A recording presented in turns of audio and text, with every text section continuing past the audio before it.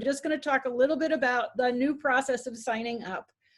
People seem to be figuring it out. Basically, anybody who's here has gone through the process that you go to the store, you put the webinar in your cart, you check out. Now, the part that I need to just clarify a little bit is once you check out, I have to just go into the store and complete your order.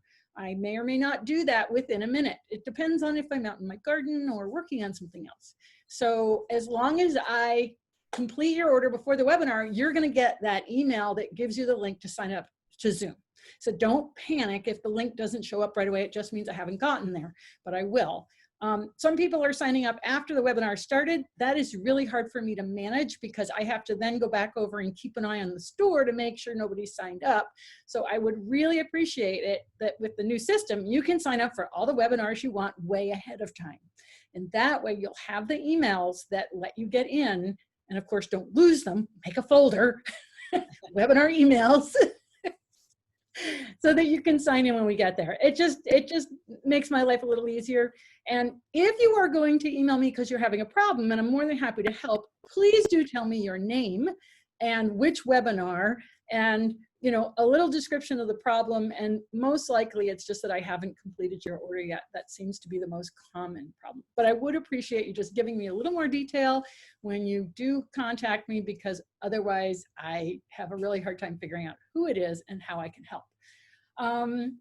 So that said, I'll just do a little intro and then we'll get going. Oh, and by the way, some people were concerned, Sharon, that because they hadn't been through parts 1 through 7, that this was a progressive, but this is not, this is never progressive. This is like, it's just that Sharon. Yeah, that's exactly what I was thinking. Yeah, maybe I should change that. You know, I was just trying to keep track of how many times you guys have been on the webinars. And you just have to put, we'll see what happens next with Sharon and Laura, episode 55. Yeah, exactly. Stay tuned for the continuing saga of.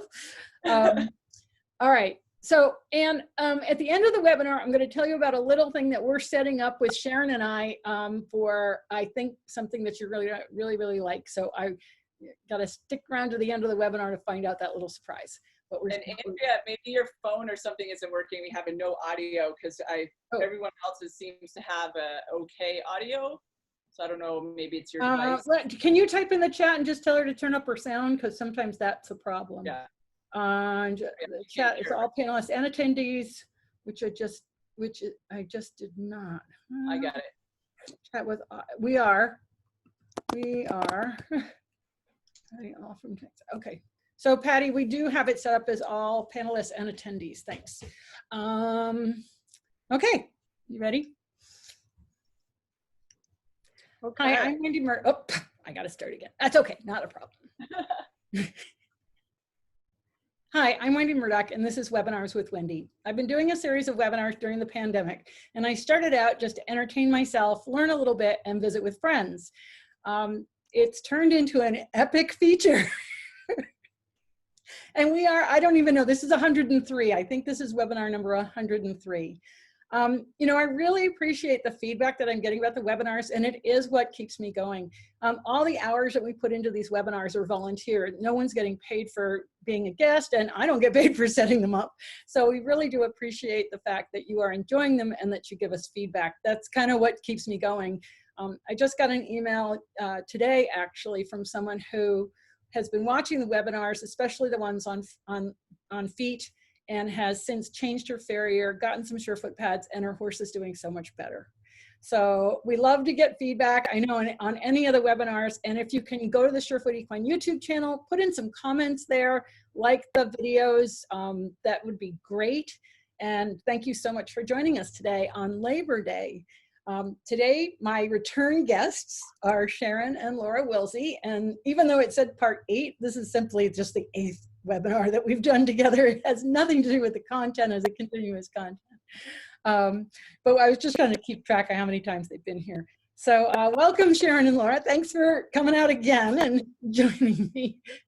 Absolutely. It's such a pleasure to hang out with you and all of the group that is participating with us today. Yeah, it's always so much fun. It really is. So just so for people who don't know what HorseSpeak is, and for people coming and tuning in and watching on the YouTube channel, can you just give us a brief synopsis of what horse speak is, and then we'll go from there.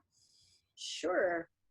So horse speak is the precise body language of horses. So it's not a global broad stroke. It's actually very precision oriented. It includes two levels. One level is seeing the world from the horse's point of view and understanding a little bit more details about how they think, how they perceive, what their values are, what their motivations are, things like that. And the other side of it is understanding the micro movements that horses make as they're communicating. So then that's the mechanics of their gestures. And the reason why it's interesting to learn that, and why a lot of people are getting into it, is because when you can understand how they do gestures, how they do postures, how they send signals, you can emulate that with your own body language. And the good news is that most of this stuff is intrinsic, which means it already exists in the back of your brain somewhere. You're probably doing it when you were 3 years old, and then you exchange that out for verbal content. So it's in there already, and horses only have body language. So when you start to link up what your body already knows how to do with what their body is already doing, all of a sudden, sort of the world's your oyster. So a lot of the confusion or conflict or things from horses, like we might say vices or stuff we struggle with, a lot of that stuff either melts away or just becomes much more solvable because you can understand each other. So that's basically what horse speak is and what it does. Awesome. And then there's also a verbal content to their language, right? Yeah, they have some sounds that they make, but because they're group, so horses as a group, they are in the prey animal side, we're in the omnivore side, so we have some of their qualities, but we also have some qualities of hunters. But it serves you well to not make a lot of sound if you don't want to attract predators. So most of their communication, especially in wild horses, is exclusively nonverbal, but they do use sounds, some vocalizations, but mostly breath. So the way that they use their breath has nuance in it and can mean a lot of different things. Hey, have they studied it all? I mean, like with elephants, I know that they make subsonic sounds, like they make rumblings that we can't hear. Has anybody looked at that in horses? I don't think anyone's looked at subsonic. I haven't ever felt that qualitative rumbling. Like people who work with dolphins also get a qualitative inner sensation because they're being scanned with sonar, and you have like a visceral sensation to that. And I haven't felt that, but what I do feel in the presence of horses is that my inner state is very much affected by their inner state. So if they're, for instance, I call it swirly, if they're kind of like on the inside, even if they're steady on the outside, I notice I'm having a hard time breathing. My eyes are bugging out of my head. And by tuning into that, I can then say, oh, I think even though the horse is steady on the outside, inside, there's a lot of turmoil going on. So I'm more attuned to that level, and I try to help other people get attuned to that level too, because of course that helps us with better risk assessment. Yeah, and I mean, certainly with people, you can walk up to your friend and know when your friend's in turmoil. You can feel that same kind of thing because we are electromagnetic energy. I mean, that's been proven that when we look at atoms, they have electromagnetic fields. When you put the collection of atoms together, you're going to get an electromagnetic field. And that was something that was really interesting that I had Linda Tillington-Jones on for the 100th webinar. Yeah, it was awesome. It was really awesome. And, she talked about something that I thought was really important, that every cell in your body knows its function. Every cell knows that, if it's a liver cell, it's a liver cell. If it's a heart cell, it's a heart cell. That even though they all start out in the same place, they all know their innate function. And from the palace. What's her name? Alice from the palace. Alice from the palace. And cats and purring. That's always an interesting thing about cats purring. But this whole idea that all the cells know their job and they all emit an electromagnetic energy, there is an electromagnetic field, and we are perceptive to that field when we allow ourselves to be, that we all have that ability. Just think of right now, everybody's a little bit like in the keep my bubble bigger space kind of idea. one thing about the pandemic that's been really good is that we get to be more like horses. I think you brought this up last time, that we get to be more on a hyper alert state of our surroundings, which horses are all the time, but we tend to switch off. Right. And so it's a really interesting experience when, you know, you have, like I had to have Comcast come yesterday to service, and there was a problem, which is a long story, but you know, you can feel that the minute he's even at the door, my bubble is so big now. And I'm like, whoa, you're getting close. You're in that 6 foot space. So I think we've all a little bit more expanded our bubbles, and it's really kind of a great opportunity for us to learn what that's like, to sense more like the horses. Yeah, absolutely. Yeah. And being more sensitized like that gives us more of an internal perspective of what it feels like to be them. So like, for instance, if you're walking into a horse's stall, their bubble is basically as big as the stall is. But if they can put their head outside the stall, that's part of their bubble, which is why some horses get snappy and nappy about their head space, simply because they feel like you're bubble popping. And they're not logical, they're just in an experience. And so they're like, well, this is my bubble and you're just popping it. So it's pissing me off, right? So right. When you understand it, I'm not giving an excuse. I don't want horses being snappy and nappy, but if you understand it, you can adjust more accurately so you can help them feel less defensive. And that fits right in with the polyvagal theory. There's a great quote that I have in one of my webinars. I'm saying that because I can't remember who is responsible for the quote, but what he said was that the nervous system is wired for connection, but when we've had trauma, it's wired for protection. So when you have that nappy horse that has her head out and her bubble is out into the barn aisle, really what you have is a horse that's wired for protection. And the minute she senses any invasion on that space, she has to defend herself. And so, you know, if we started to look at those types of behaviors, not as a behavior, quit it, but as a behavior, I've had some kind of trauma where I don't feel the wiring for connection anymore. I only feel the wiring for protection. And we can acknowledge that. Then we can start to shift those horses, because we're going to address them in a much more conscious way, acknowledging their trauma rather than just telling them to get over it. You know, I was just listening to someone the other day who works with hypnotherapy, and this has a very interesting program. And one thing that he said, he's, you know, oversimplifying brain function just for the purposes of what he's teaching. But one thing that he said that really caught my eye was that the prefrontal cortex sets us up to do advanced problem solving. So problem solution. And so we get into fix-it mind, because that's sort of how to organize the outer reality to make it work. And that's why we have engineering, and that's why cars work and electricity works and things work, because we move things around in the outer reality and make it work. But emotions don't function that way. Emotions function through witness and release. So they have to be witnessed, and then release is part of being witnessed. So just the very act of being able to compassionately witness an emotion means it's already set up for release. So when I'm working with horses, this really stood out to me, because that's my experience with horses. That if we get into problem solving, like, what do I need to do to make that horse stop doing this behavior? You're just trying to move the outer world around and make it do what you want. But if you can get into the process of witness and release, 90% of horses who get seen, who get understood from that perspective, are already set up to release, because they don't want to be that way anyway. They don't like living in a stress state. So they organically just go bloop into a better place when you know how to set up a witnessing experience for them so that they feel understood. And you can't talk to them to do that. You have to do it through your affect and through your body language. Wow, that is so fascinating, because, you know, I see horses where they try to use behavior modification, but the horses are doing tasks, but you can see that they're emotionally not okay. They're emotionally not with, you know, the curiosity and the interest. They're simply trying to receive the reward, be that a click.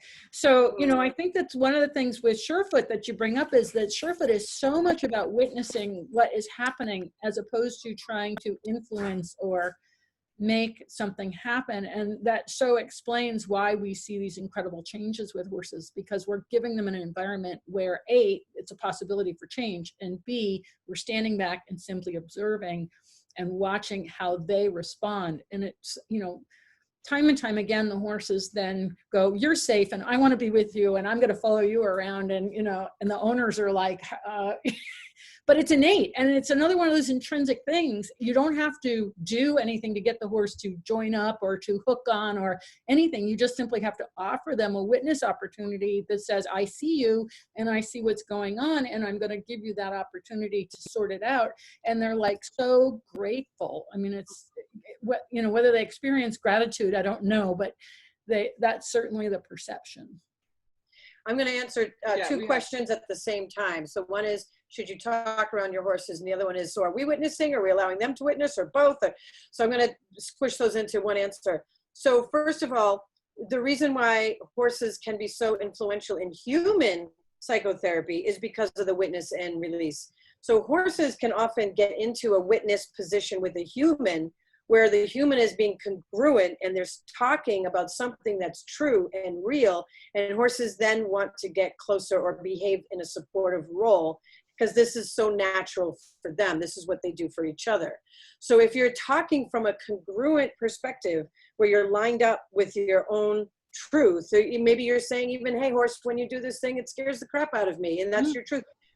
But you're doing it from a perspective of, I'm going to be real about me. I'm going to be honest about me. That automatically sets up a paradigm where the horse can be more honest also. If the horse is in a good place, then that's therapy, the horse on the human. But if the human's in a good place, the horse is in a tough place, then that's like the other way around. So by being congruent with your words, and as opposed to baby talk. Oh, is he a good boy? Oh, he's such a good boy. Look at that good boy. Oh, he's such a jerk. So that's all this kind of talking. It's like napping. It's like a nappy, snippy horse. We're doing it with language. So if we're congruent, if we're congruent and I say, I feel afraid right now, a horse, I've seen it 1,000 times. They take a big breath and they go, they don't know why we're feeling what we're feeling, but they know that if we're supposed to be in a leadership capacity and we're afraid, we're frustrated, we're angry, something's going on. They're not logical thinkers. They don't go, I'm triggering you. They just know that you're two bodies, you're near each other, and you're triggered. They don't know what that's about or what happened, or what, and they're in a, as you said before, Wendy, they're in a defensive state. So now the horse is in a triggered state. They don't have the way out of that with a human being unless a human being helps them, because it's usually a human being who put it in there in the first place. Horses left at their own devices with other horses usually stabilize and go back to homeostasis. But horses in the presence of humans, if people are not stable, people are having a lot of emotional outbursts, so they have uncertainty or anger or any of those things, the horse gets into a more triggered, more defensive state. And this is really important right now because so many people are feeling stress from the whole pandemic, whether that's regarding work or home or just, you know, being around people all day long that you're not normally around because they're not going to school or they're not going to work. And so, you know, it can put a stress and a strain. And so then we go to our horses and we've got all of this stuff, but we're not being honest around it, but the horse is going to feel it and react to it. And so, you know, it's really important for us to be able to get to that. You know, in my Feldenkrais training, my teacher, Nia Siegel, used to talk about arguments when we're doing a Feldenkrais lesson, an awareness through movement lesson, very often she'd talk about how there's a disagreement in the movement, that we're not moving in agreement with the whole body, and that as we go through the process of the lesson, we come more into agreement. And so we have this experience not only with our horses and our other people around us, but in our own internal self, that lack of acknowledgement or recognition that we're not congruent with our own feelings, or we're not incongruent with our own thoughts. And so, you know, this is such a mirror and a metaphor, whether we're working with our horses or we're working with ourselves or our family environment or our work, whatever, that we get this opportunity to keep having this mirror reflected back on us. And I think that we could use horse speak as much for ourselves as we could with our horses, because we have the similar reactions, right? We have the similar changes in facial features and tone and body language. And I just wanted to say thank you to Suzanne, who said earlier in the chat, horse speak has been such a gift and it has helped her connect with her appy rescues. So it's so great. And that's what, you know, the really, like we were talking about with the trauma and these things that have happened to horses, it's great to be able to communicate with them, to witness them and see, like, it's not them, like, there's a reason why they have some of the behaviors that they have. They're not trying to like hurt us or what have you, but as it's been said, like the defensive nature that sometimes gets in there. And then the great thing about horse speak, it can help you get those little triggers out by being able to witness them and giving them their space and just have a better view, you know, when you understand the worldview of the horses. And then you can just in the back of your mind be like, oh, we're in a tight corner. Okay, then maybe you're feeling squeezed because your bubble is getting squeezed. And so then you can problem solve with them and not like blame them for things that like we accidentally did. Right. Or someone else did. And one of the things that I've enjoyed, Wendy, about these talks with you and about getting into Surefoot pads and playing with them and seeing some of my people start playing with them too, is that it does set up this opportunity for the blending of the horse self-adjusting with the horse speak pads and self-care, and also the human being able to step into that role of the compassionate witness. I'm just going to be here with you while you do you be you do your thing, and I'm just going to be part of it. And I think that also helps people to relax more and to become more congruent, because I've noticed, I think you've noticed this too, Wendy, when sometimes when the horses get like real dopey and sway, people get like blah blah too. Yeah. And that goes back to the like the HeartMath stuff you were talking about before, the energetic field, and how where our hearts are affected by their hearts. Yeah, the creator of HeartMath is actually speaking at the Feldenkrais conference, which is virtual, and I signed up, but I haven't watched it yet, so I really want to go and listen to his keynote speech. Somebody's asked a question about how the bubble is affected when leading horses on restricted exercise or even grooming. I'll let you answer that, and then I'm going to take this in another, I'm going to kind of go on with this train of thought. How is the bubble affected when leading a horse on restricted exercise, I guess even grooming? That's a long answer. I'll try to make it short. Basically, the bubble of personal space feels to their body the same way the bubble of personal space feels to our body. So what you're ultimately looking for is body scanning you. So if you feel good about a moment, then probably the biofeedback between your body and the horse's body also feels good. So if things feel good, it probably is good. And if it starts to feel not good, it could feel bad, or it could just feel tight or tense or numb even. If it's not feeling good, it might not be good at that moment. So when you're aware of the bubble of personal space for the horse, really what you're trying to do is just stay aware of their need for personal safety. And it is, for instance, like Laura said, are you backing them into a corner? If they're in restricted exercise or they're on stall rest, sometimes they're not getting to discharge any of that built up energy. So there's things you can do to help them so that they feel less defensive. So really the bubble of personal space awareness is 50% us and then 50% us being aware of them. And I mean, if a horse is on stall rest, you can use the Surefoot pads to help discharge some of that energy and keep grounding them. But the other thing is horses don't live far away from each other all the time. Horses will come in close association. So if everything's good, they're gonna let us in so that we can groom them or let us in so that we can lead them. So it's not like we have to keep these huge personal spaces. That bubble changes in size or envelopes you, includes you. So, you know, we need to think about that. Is my horse enjoying being grooved? Is he including me into his bubble so that I can do something that feels really good to him? Or is he saying, this is really, really uncomfortable and please get out of my space? You know, so we have to be able to keep reading what's happening in that moment. Which is why we have to be able to read ourselves. So I think the biggest thing about any work with a horse is stay present to yourself, because your body's going to give you the messages. So if you're suddenly not breathing, there may be a reason that you're not breathing that your conscious mind isn't aware of, because we tend to just glass over things, just glaze over and like, la, la, la, we're in our own little, I love my purple brush, and we're just in purple brush land. And the horse is like, I don't care if it's purple, it doesn't feel good. I don't like it. Right.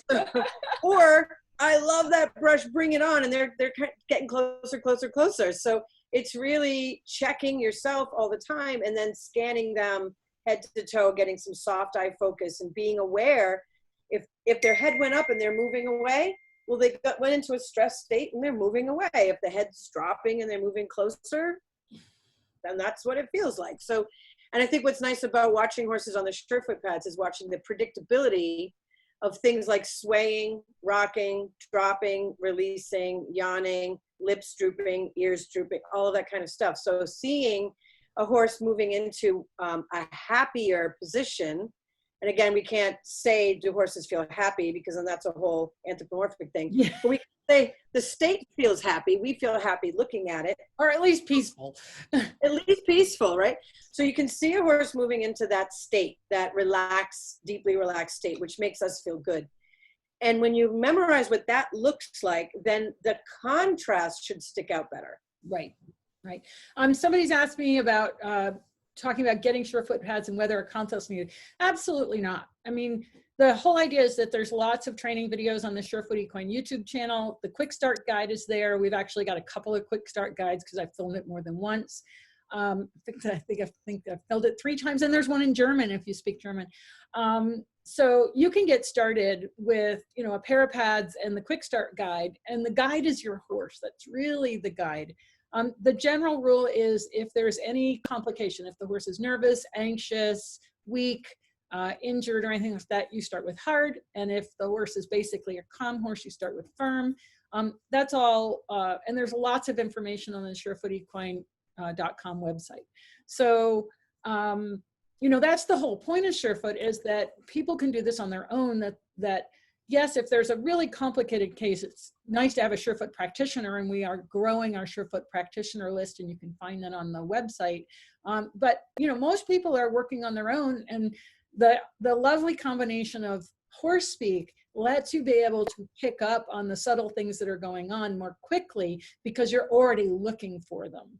I mean, the only time you can really fail is when you force the horse to stand on the pad, or you don't allow the horse to walk off, or, you know, you put your hand down by the foot where you might get stepped on. Those are really the basic rules, is let the horse have a voice and a choice, and keep your hand away from the hoof.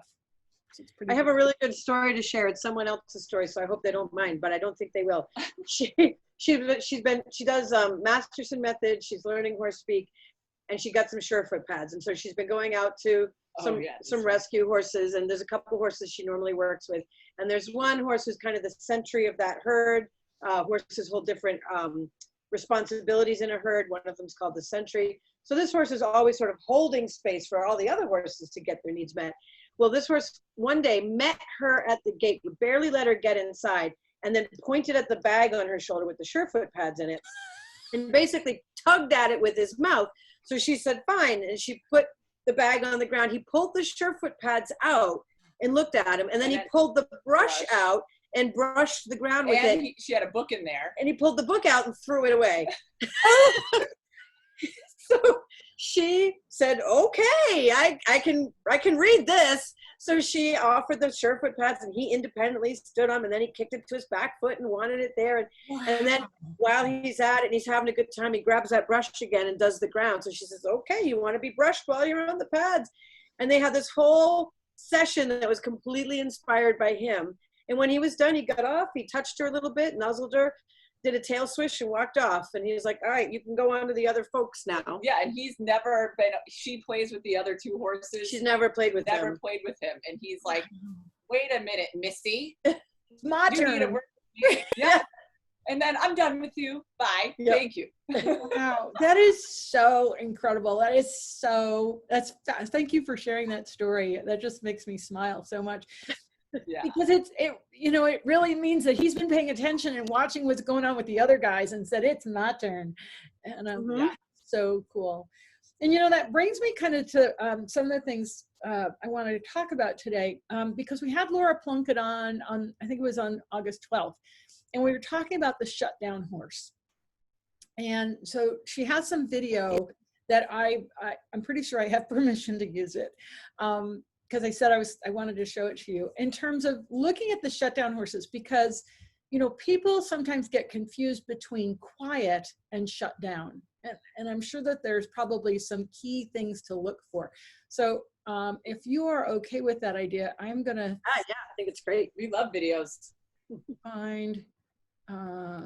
It is a lot easier when you film yourself if you're learning horse speak, just to throw this out there. If you set up your phone or what have you in a corner and film the interaction with you and your horse, then you can start to see all these little things, all these little nuances later, because it's a lot to take in when you're in the presence of the horse. And we're just talking about basically energy and all that. And then you're, you know, dealing with all this energy and you're trying to do greetings and you're like away facing and he twiggled his ear. Okay. What does that mean? Yeah.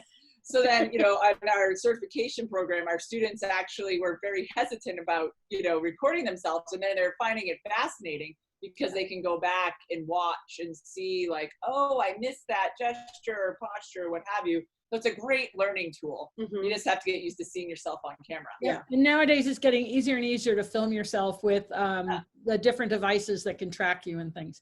So I'm just gonna, so this horse came into a equine facilitated, it's called Equine Learning Center. And they knew that he was, let's just make that big,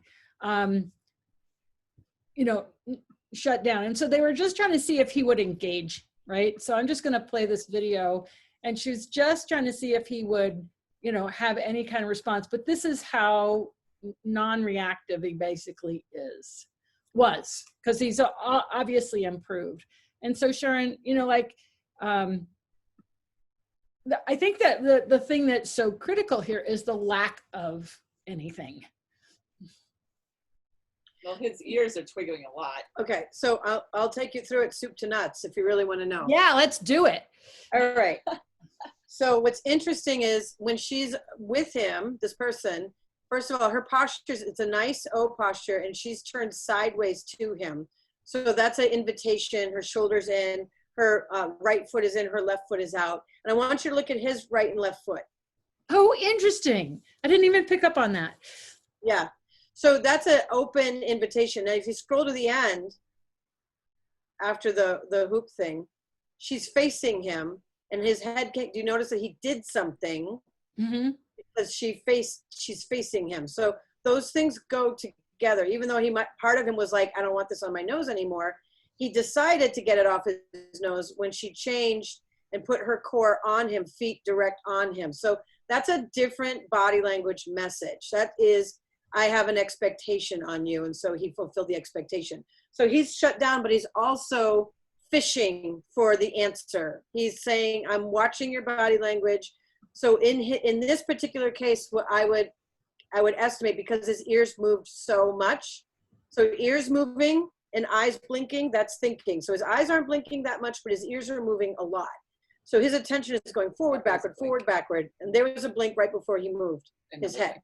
So in this case, I'm going to hazard a guess, and it is an educated guess, that's all I can do, that he had some kind of conditioning training at some point where he was supposed to figure out the right answer and do it, but he was not supposed to react to anything. So the part of his shutdown was also conditioned shutdown. And that's when desensitization has gone too long or too far, and the horse has learned is, I cannot escape. There's no point in me ever escaping. His mind was active, the ears were going, and he paid attention to her posture change. So he did something when she did something. So all of this stuff taken into account is like, you have a horse whose mind is very, very active, but he's learned somewhere, I better not move unless she's told me I can move now. Oh, she changed position. That might be a tell. All right, I guess I'll move the hoop now. So he's shut down on the level that he's afraid to move his body for getting in trouble. But he's active in the level of, I'm going to use my mind. But horses only their brain works in a certain way. It doesn't work like our brain works. So they can only give out what they've emotionally memorized. So they're completely dependent on emotional content memory. They don't problem solve. They don't strategize forward. They can problem solve based on stuff they've already learned to problem solve. But we create strategies. Like we're like, I have a hoop. I'm going to put it on your head. What do you think of that? That's a strategy. I'm going to do a thing. And then based on the answer, I'm going to come up with 5 different things I could do from that. A horse is going to say, I have this thing on my head. You're standing there. So you must want me to do something with this thing on my head. I'm not sure what it is, so I'm just going to let it fall to the ground. It's very practical application. I'm in this reality with this human in this reality. What does this human expect me to do with this thing? So they're in direct connection to the events that are happening. And we're in the big picture. Well, if I can get them to interact with the hoop, maybe I can put it on them and lead them at the neck. So we're like strategizing all over the place. And the horse is like, thing on my nose, you moved, okay, I'll drop it. So and if they have emotional impact memory of, I'm gonna get in trouble for moving, then that's their card. They're gonna play that card until they've learned they don't have to play that card. Right. Yeah, there's a couple of questions. One, is this true for many Stoic horses? And also, is it part of learned helplessness? Both. Stoic horses are more likely to be able to hold still but still mentally be involved, as opposed to really fearful, hesitant horses are more likely to just panic no matter what you do. Or those are the ones that are, like you say, slush, Wendy. Right. The worst slush cases are like the fear-based horses that have just left the building. And I've actually met horses like that where if you did put a hoop on their nose, they wouldn't even bother to let it drop to the ground. They wouldn't move at all. Just freeze and then you have the outgoing horses that would get just aggressive and like kill the hoop. So it's more likely for a Stoic horse, but it's also, this is an aspect of learned helplessness that can accidentally get woven into training. Right. And, you know, I always, how do I put this? The term desensitizing always puts my teeth on edge. And the reason for that is that I want my horse to be sensitive and responsive. And the minute I go into the concept of desensitizing, I am saying that I want my horse to be dull and not responsive. And so I really think that I would love to see this word leave the equestrian vocabulary and be replaced with education. Or invitation. I would like to invite you, horse, to walk on the tarp, and I'll be able to read your body language to say if you say yes or no. And then how can we have some enrichment to help you get more of a green light? Which is part of education. Yeah.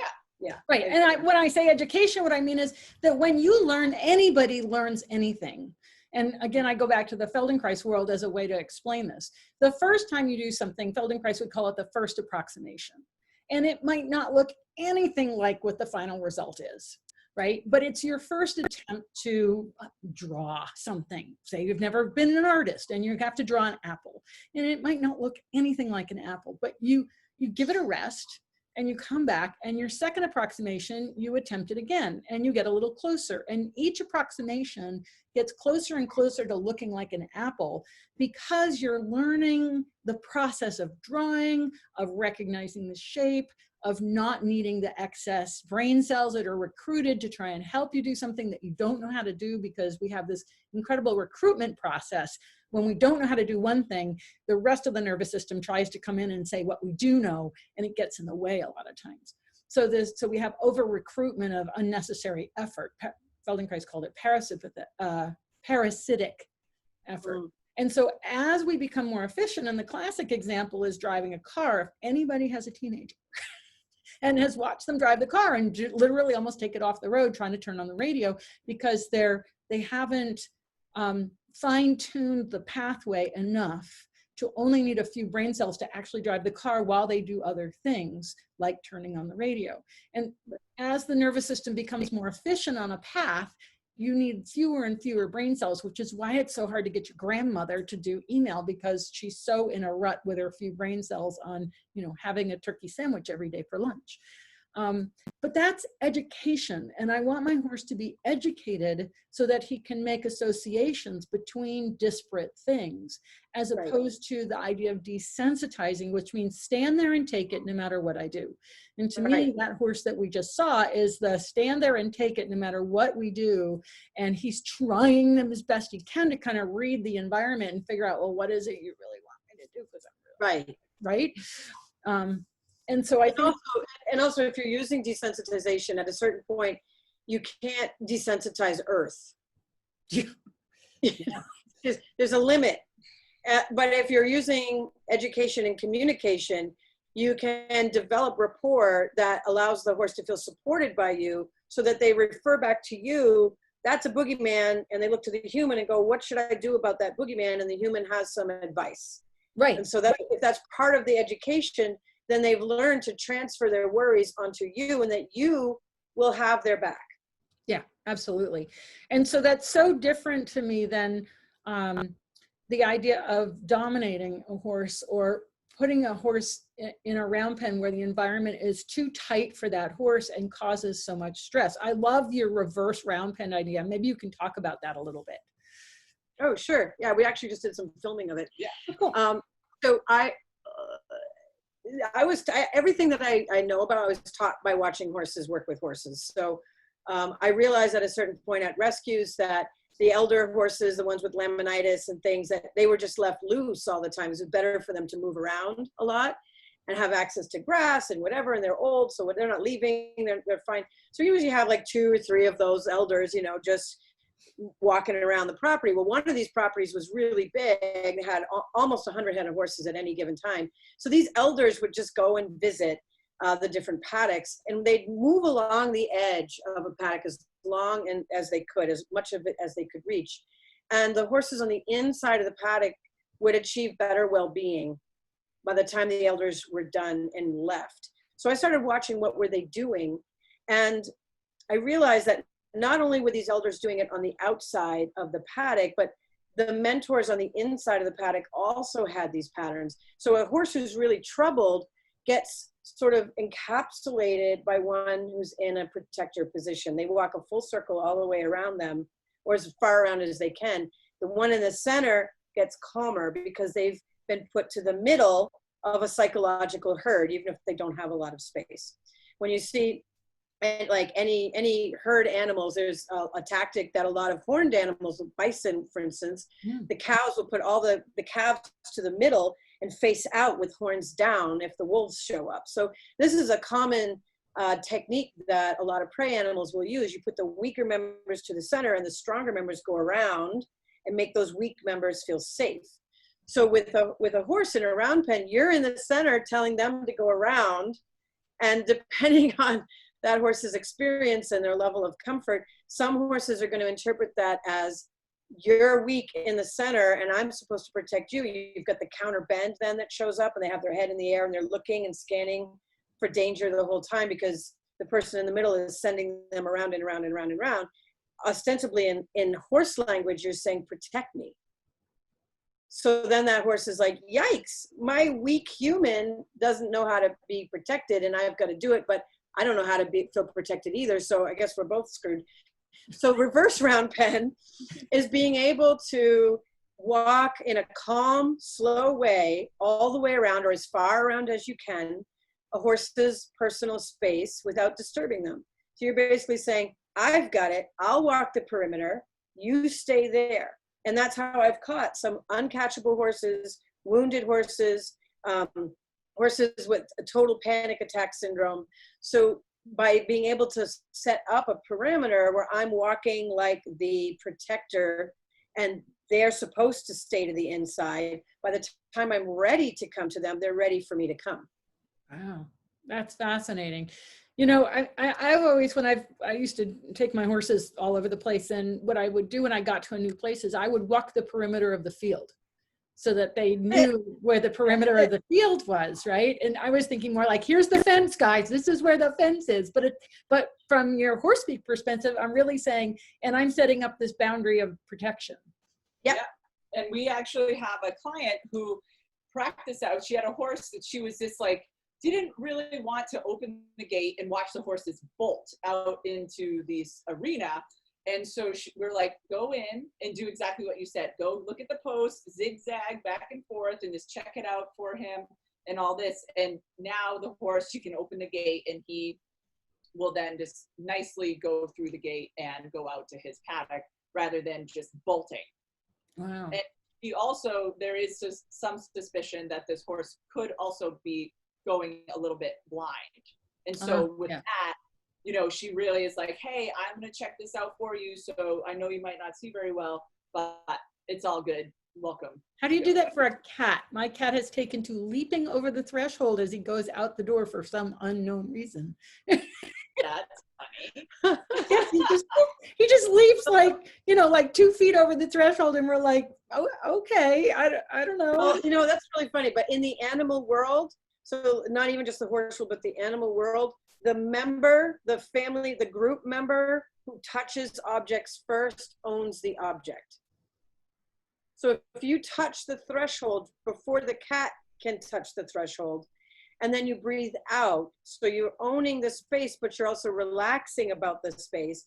You've said, this is my object and it's safe, it's okay. Like, our cats won't kill small furry creatures that they bring into the house. They bring it in, it gets away, they don't kill it, and it lives in my house forever. Yeah. Because I've told them, we've owned hamsters and things, and I've said, you can't kill small furry creatures that are in the house. And I said, okay. Now they bring them in. Yeah, there's mice in the house. Now we have lots of small furry creatures that we have to cohabitate with until we can catch them. And Laura's like, why won't they kill them? We've taught them, if small furry creatures in the house or a baby chick or something, it's off limits. Even our wild feral cat, we have 3 feral cats that know everything's off limits. So if it's in the house, it's off limits. Whoops. Whoops. Be careful what you teach, right? Yes, indeed.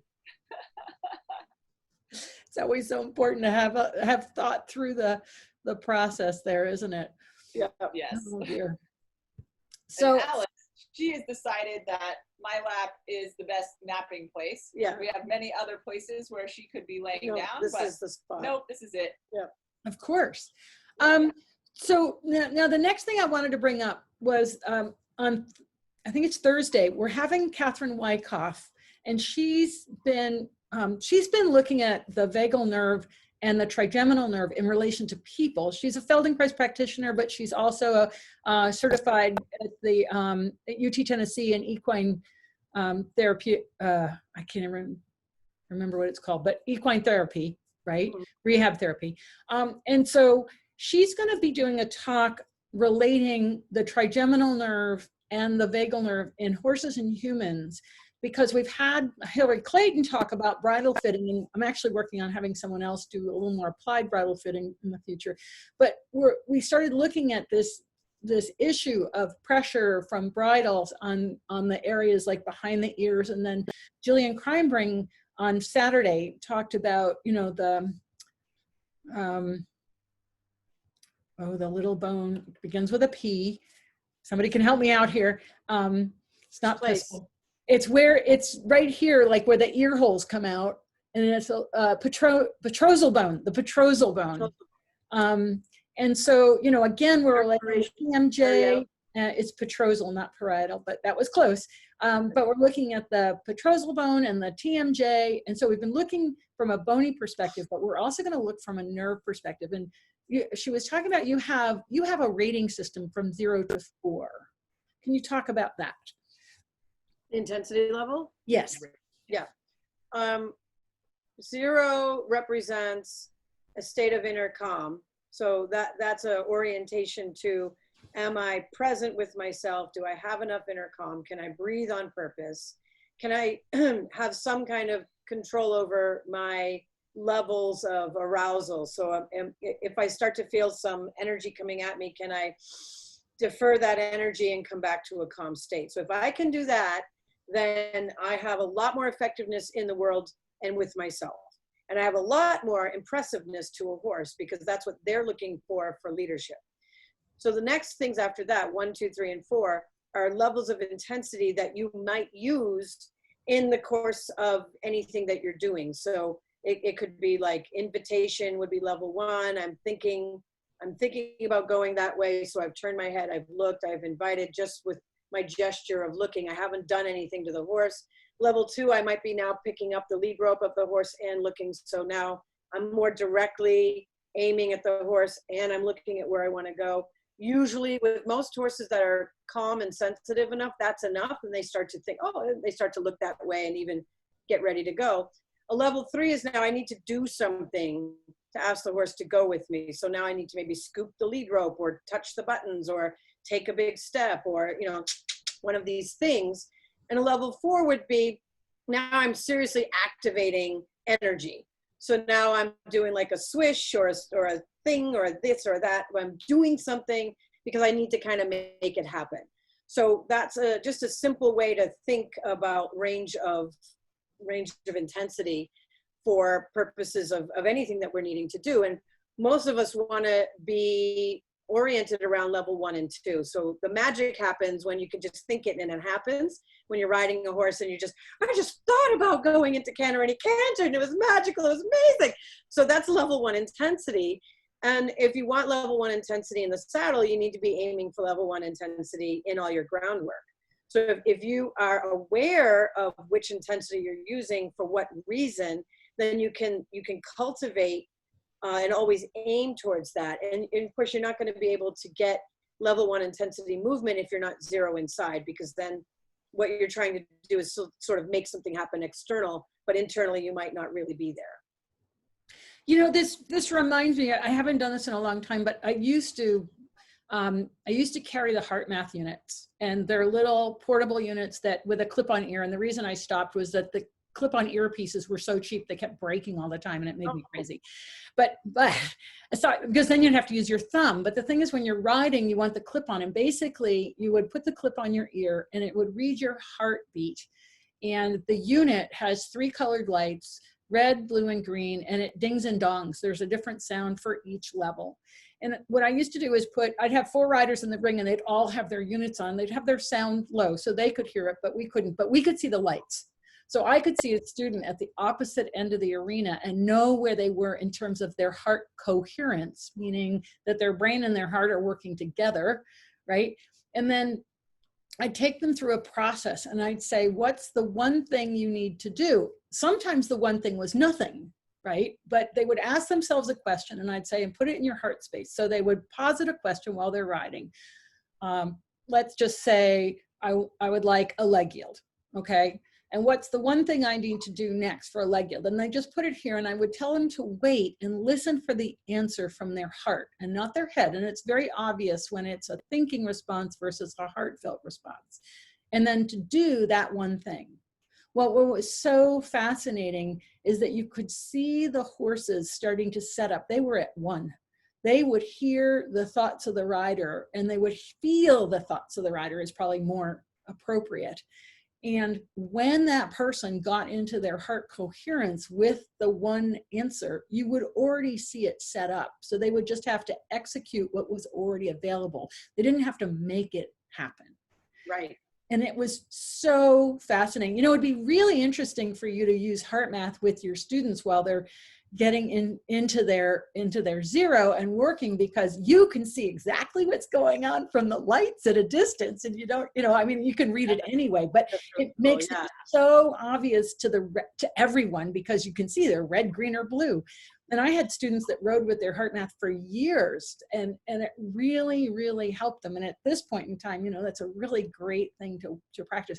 You can get it for your iPhone, but I think it's much better as the separate unit, because you want the phone, the way the phone works is not as simple as the unit for riding.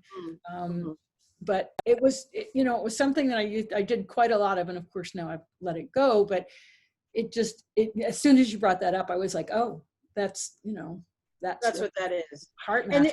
And to be fair, there's moments when stuff is happening and you need, like, something needs to happen. There's moments where the horse, you really need the horse to get on the trailer, or you really need, it's raining outside, you really need to get in, or it's really, the horse is getting really upset and you have to be able to match that energy without throwing gasoline on the fire.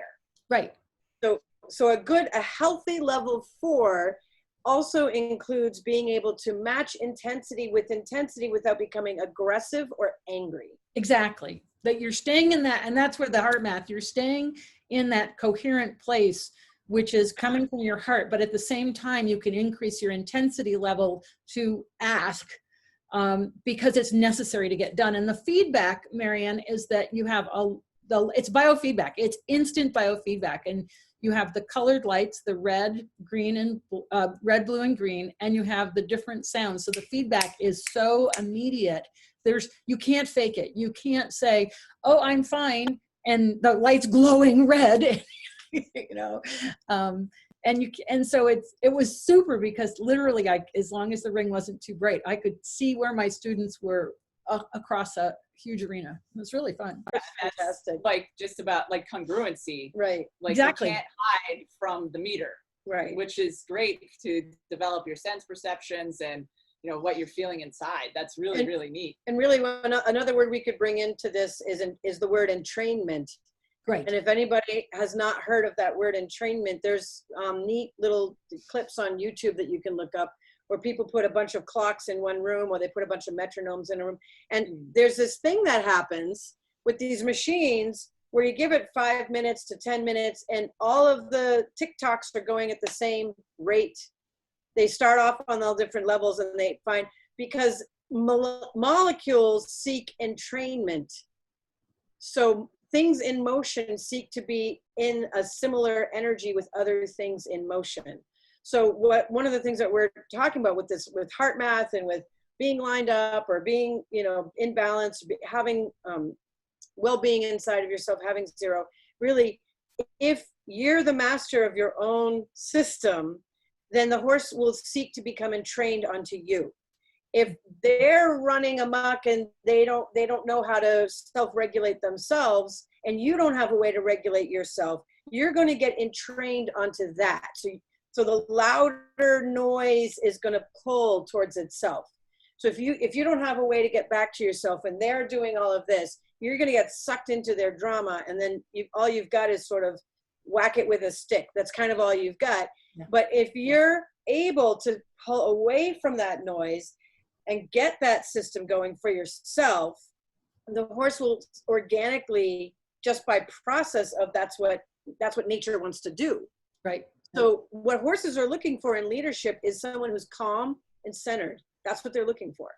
You know, that reminds me of Nuno Oliveira, the stories that I've heard of him, because I actually didn't meet him, but he would take horses that had never piaffed in their entire life, and they would come into the arena, and in hand, he would have them piaffing in minutes, because they would entrain with him, and he so knew it that it was just there. And people were always in awe of that, because they couldn't understand how he could produce that. But he produced that because he was so solid and grounded and clear that it was the horse literally entrained.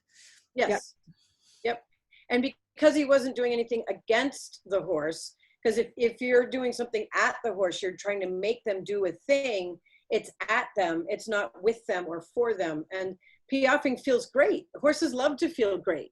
So a horse who's really piaffing really well, they're like, yeah, look at me, I'm the man, I feel good. Yeah, so badass. So it was like, you know what? You're the man, you can piaff. And the horse like, I am. I'll just do it. I'll just do that. How did you know I wanted to do this? And it also explains how, you know, you'll see a rider going into a riding lesson with a really, really good instructor.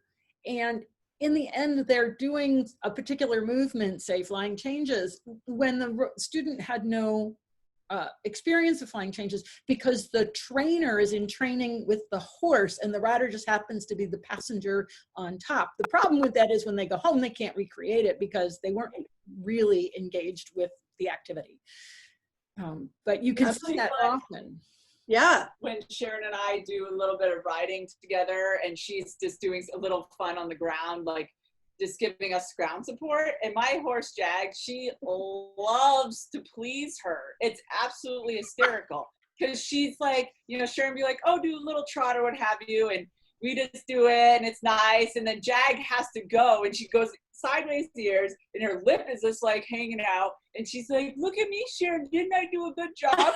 It's just absolutely amazing. She's just like such a Sharon pleaser. God forbid she's riding a horse and I'm like in the garden. She will line up to where the garden is and be like, hello. You know, the horse is not, Laura's like, my horse won't move. Could you just come here and tell her she's good? As long as Sharon's not around, Jag doesn't need to please Sharon. But as soon as Sharon shows up, she's like, oh, you're here? Like, now you have to walk the trail with us. Yeah. And, you know, she'll make Sharon walk with us. It's really funny. Yeah, that reminds me when I was in Africa in the 90s in Botswana, I was riding the lead horse, right? But the person who owned that horse, who owned the company, wasn't there. And I was having no problem. And the guide kept watching me and going, how come everything's going so fine with you? That horse is usually such uphill with not his owner. And everything was fine till she came back.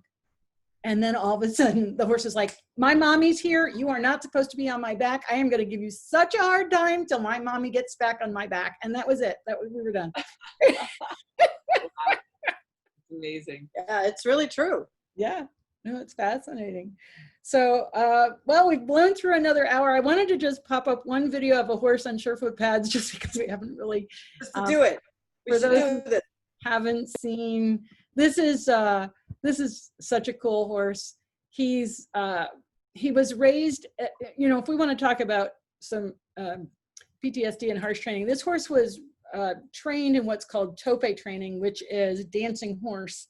And it's typically, say again? Is he a Paso? He's a Criollo. He's a Costa Rican horse. And so here he is, this is him on surefoot pads. And if anybody ever mistook him for a low intensity horse, they would be completely wrong when they get on his back.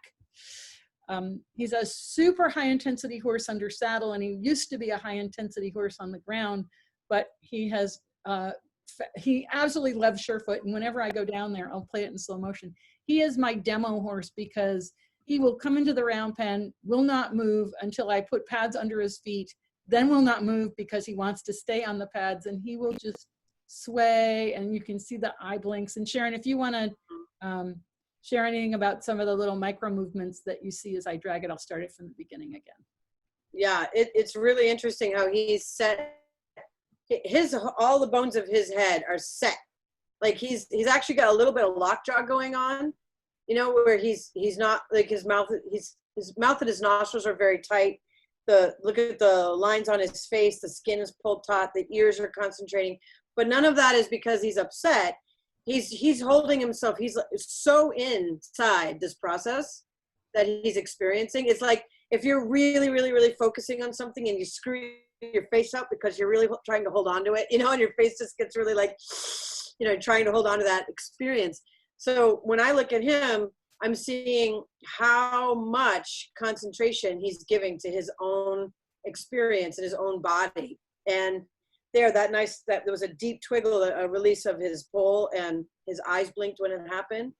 And he's just allowing the information to pass from front to back and back to front. So we've talked about this before, Wendy, and you might have other things to say about it, but if we think of, and from a Feldenkrais perspective, maybe, if we think of that we all of us mammals, we have a map of our own body.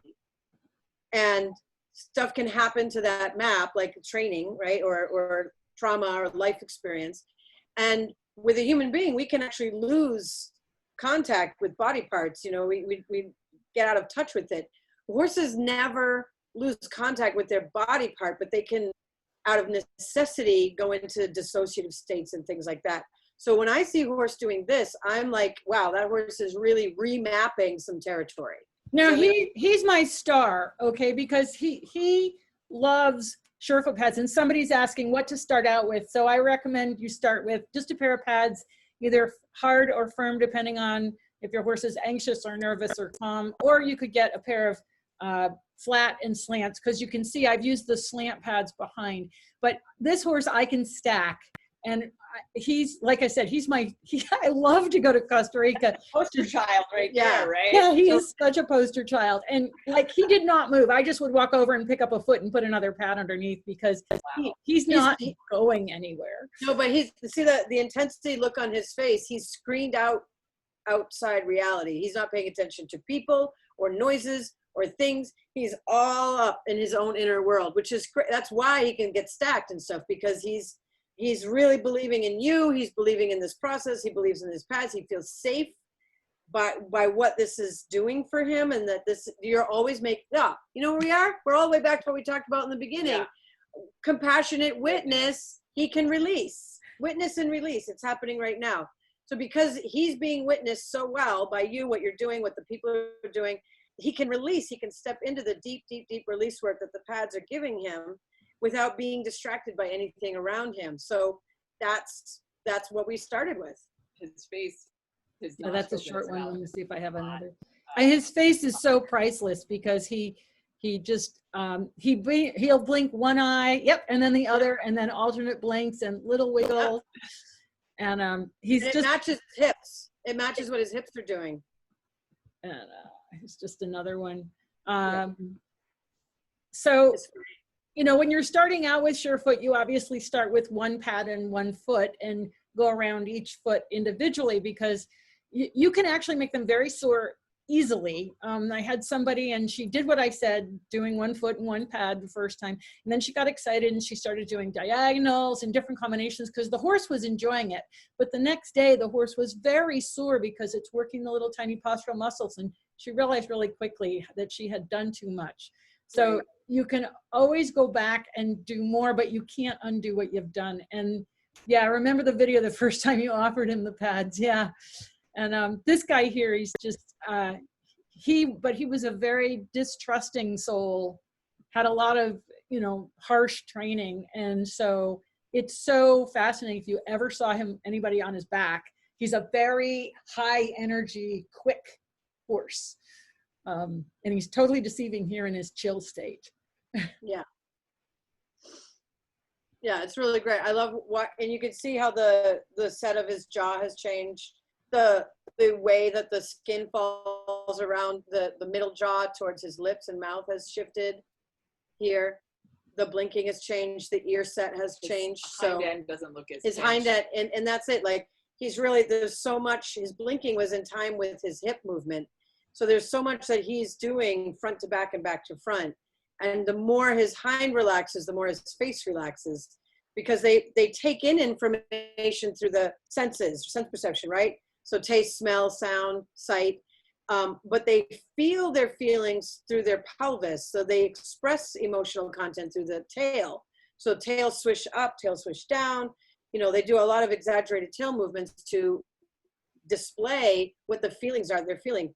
So similarly, if they get trapped feelings that they don't know what to do with, it gets stuck in the pelvis too. And, you know, you say he's a really quick horse. Well, the pelvis is the engine, right? So if you got a lot of trapped feelings, that it's just got, okay, I don't know what to feel. So let's just go. Yeah, it's exactly. And it's really interesting here where you get the big head shake, the nod, the change. Mm-hmm. Oh yeah. Yeah, he's really now extending that all the way up all the bones of his neck and into his skull. You can see like his skull is shifting. Talk about trigeminal nerve, facial nerve, all those cranial nerves. There's like more perfusion in the skin on his face. How long was this session? Well, this is probably a little earlier because did I change it? He's a horse that we can leave. He'll stand there for 20 minutes, and he's, you know, because he's so used to this, it is not stressful for him. Mm-hmm. I would never leave a horse that's swaying this much for more than a minute or two if they weren't familiar, right? If they weren't used to it and we didn't know the horse, because you could just make them very sore very fast. But this is this horse's happy place to be on pads. And like I said, he comes into the arena and he literally doesn't move. And then I have to take his feet off. Like I have to pick up his feet and kick the pads away because he will not come off unless I remove the pads, right? And this is a highly unusual horse. I mean, it's very rare to have them be to see so much sway, to be so able to stack. Like he's an N of 1. I don't know any other horse where it's, you know, such a situation that, I mean, he literally, he would just stay in there and just not leave. And I always tell people, you know, like, take your horse for a walk in between. But this character, you know, we worked with him many times, and his owner uses pads. He's been on pads for a couple of years now. Yeah. Yeah. Well, you can see that he loves having agency over his own reality. Yeah. And that's part of it. And that's, I would say, his role in the herd. Like he's probably more of a teacher type. So teacher types also like learning, and they're more interested in making change and developing. And so oftentimes you'll see teacher types are step into things like this with that kind of self-confidence. Like, I got it. I learned it. It's about staying on the pads. Got it. And I love it. I like it. Do it. But more, please. Stack them higher. You know? We got. I understand the concept. Bring on the pads. Yeah. Yeah, he's a cool dude. Well, Sharon and Laura, we've blown through another hour and a little bit more. And it's just, as always, it's been super fascinating, and just love the conversations that we have. So somebody's asking when your new book is coming out. Well, I had thought it was October, but I did actually go to the website for our publisher, and they said January 21. Okay. So we're the last ones to know, but that's okay. That's okay. It'll be, you know, like that, all the Christmas money that you get, you got a place to spend it. Yes, absolutely. Yep. Oh, and by the way, like I said, we're thinking about doing something really special where we'll have a small number of people be able to share videos and have Sharon and Laura and I review the videos and talk about it from Horsepeak and Surefoot. And then we'll have, it'll be a webinar based, so those people will be panelists. And then we'll have the auditors be, as you are today on the webinar, where you can put in some things in the chat, but the focus is giving some suggestions and recommendations to those people that are coming in as panelists. So stay tuned for that, where we've just now formed the concept and we have to kind of work out the details, but I'm hoping that's something that we can get up pretty soon and test it out and see how it's working, so that you, if you're interested, can you know, be a panelist and submit videos and photos of your horse and ask some questions that are just personal to you. So great. Okay, well, that's it. And just to answer quick, yes, Carol, you can pre-order it on Amazon, the new book, or at the publisher's website. I just jumped on Amazon to make sure that was possible. Great. And if they want to find out more about Surefoot, they go to, sorry, Horsepeak, they go to SharonWilsie.com is where our website is. You want to just type in the chat there? Yep. Upcoming webinars, and we have our club where we do have our attendees send in their videos, and we analyze them with them live on the call with us, so that's really fun. And yeah, so we have online courses, so if you just go to SharonWilsie.com, then you can check out all the offerings we have going on. Great. And of course, for Surefoot, you can always go to Surefoot Equine to find out all about the pads. And for those of you in the United States, murdochmethod.com shop, where you went to the webinars, is where you can purchase pads. We list all of our resellers on the reseller tab on the Surefoot Equine website, so you can find resellers in your country. Thank you all for joining us. Thank you guys again. Great to see you. I'll be back to book you in for a couple of weeks from now. In October, actually, I'm going to take a couple weeks vacation before we launch into the fall, which is going to be crazy. So stay tuned, and just remember, you can sign up for all the webinars that are posted on the murdochmethod.com website. And as I get dates, we're just going to put them up. So check back regularly to see if there's any new webinars set up. All right. Thanks a lot. And until next time. Bye, everyone. Bye. Bye.